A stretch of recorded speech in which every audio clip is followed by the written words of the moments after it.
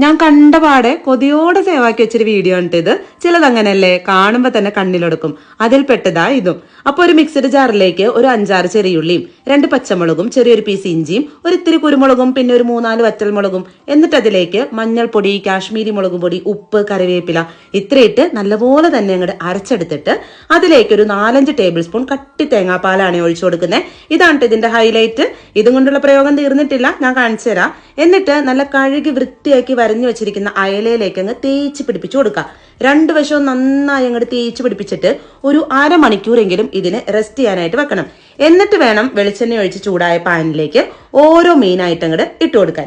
എന്നിട്ട് കുറച്ച് കറിവേപ്പിലേക്ക് ഇട്ട് ഒരു വശം ഒന്നങ്ങ് മൊരിയുന്ന സമയത്ത് ഒന്നങ്ങ് തിരിച്ചൊക്കെ ഇട്ടിട്ട് ഈ സമയത്തും എന്ത് ചെയ്യണം, ഒരു 3-4 ടേബിൾ സ്പൂൺ തേങ്ങാപ്പാലും കൂടി അതിന്റെ മുകളിലേക്ക് അങ്ങോട്ട് ഒഴിച്ച് മൊരിയിച്ചെടുത്തു കഴിഞ്ഞാൽ അയല തേങ്ങാപ്പാൽ ഫ്രൈ റെഡി. അപ്പൊ എങ്ങനെയാ, അയല മേടിക്കുമ്പോ എല്ലാവരും റെഡിയാക്കല്ലേ?